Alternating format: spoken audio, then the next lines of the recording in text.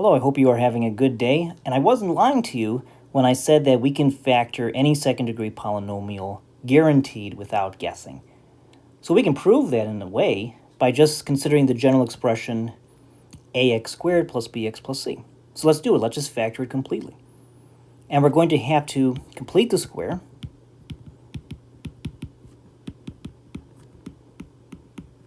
To do this. But then eventually we're going to have to make use of the difference of squares as well. So presently we have the expression, not the equation, the expression ax squared plus bx plus c. Now to complete the square, we're going to have to algebraically manipulate this expression. So I like to think of it this way. We're adding some new term, which I'll call d. But because we don't want to radically alter our expression to something totally different, we also better subtract d as well. But then the question is, what is d? So here's one way we can think about completing the square. So we have a plus b quantity squared. That's a perfect square trinomial. And that's just a squared plus 2ab plus b squared. Now in general, if you consider solving an equation like, I don't know, x plus 1 quantity squared equals 4, that's very easy to solve because you could just take the square root of both sides and go from there. So an expression like this is very, very helpful when it comes to solving problems. In any case, what we want to do presently is link up the coefficients because we want a perfect square trinomial to pop up in this expression. So we can think about b here in terms of this 2ab over there. And likewise, we can think about d ultimately as being something related to that b. So if we think about b, and here we're thinking about this b here, that b is going to equal 2, according to this. And then what is ab? It's a little bit tricky to think about this perhaps, but not perhaps, it is tricky. I find it tricky.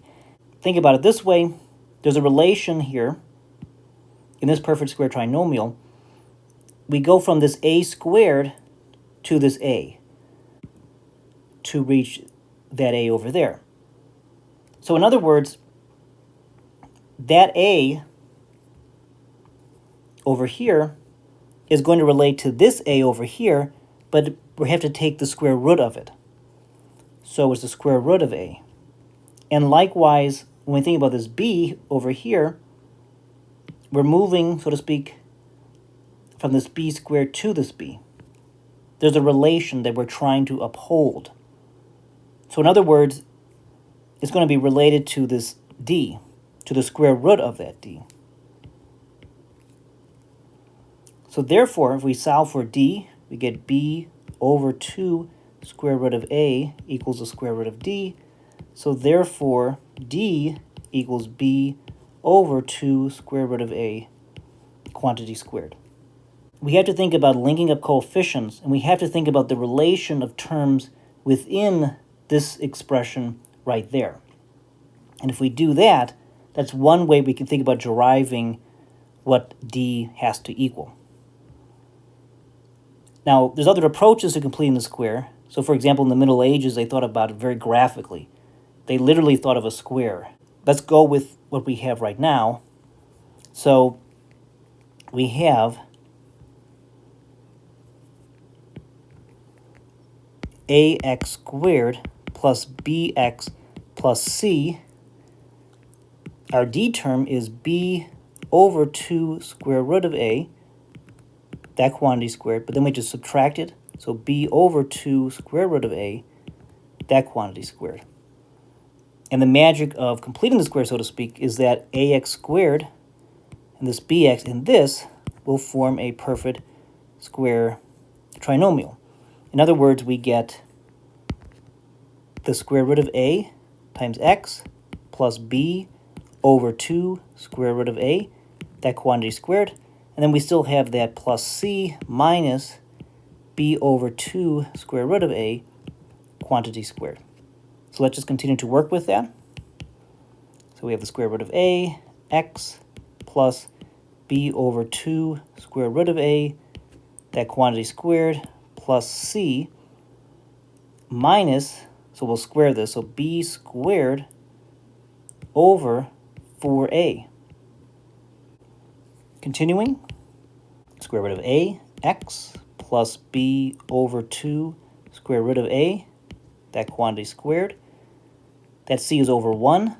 We want a common denominator, so we'll times the numerator and the denominator by 4a, so we have 4ac over 4a minus b squared over 4a. Continuing, square root of a x plus b over 2 square root of a, that quantity squared, plus 4ac minus b squared over 4a. Let's kind of manipulate this a little bit. So right now we have square root of ax plus b over 2 square root of a, that quantity squared.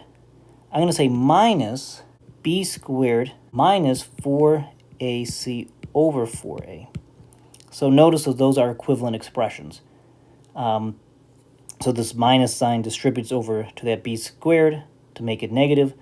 But then with this 4ac, if you distribute that negative, we'll get something positive. So these are equivalent statements from here to here. Okay, now what? We want to completely factor this, but now we have to make use of the difference of squares. So recall that with the difference of squares, think about a minus b times the quantity a plus b. So that's just a squared minus b squared. And that's hidden right now, but it's there. So we can think of it this way. So we have presently square root of a x plus b over 2 square root of a, that quantity squared, minus, we'll just take the square root of it, b squared minus 4ac over 4a, and then we'll just square it. So now it matches this kind of pattern, and we can make use of that pattern. So let's do it. We have the square root of a x plus b over 2 square root of a minus the square root of b squared minus 4ac over 4a, that quantity, times the quantity, square root of a x plus b over 2 square root of a. Now we have to say plus the square root of b squared minus 4ac over 4a. Great. But we can further simplify this. Let's do it. So we get the square root of a x plus b over 2 square root of a minus the square root of b squared minus 4ac, but the square root of 4a would be 2 square root of a. And likewise for this, so square root of ax plus b over 2 square root of a plus the square root of b squared minus 4ac over 2 square root of a. Notice those common denominators, so we could subtract or add there. So now we get square root of ax plus b minus the square root of b squared minus 4ac over 2 square root of a. And that's times the quantity, the square root of a times x plus b plus square root of b squared minus 4ac over 2 square root of a. And that is our final answer. We have completely factored that expression.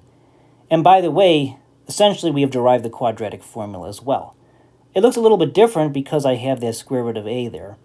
But we can further algebraically manipulate that to make it look exactly like the standard quadratic formula.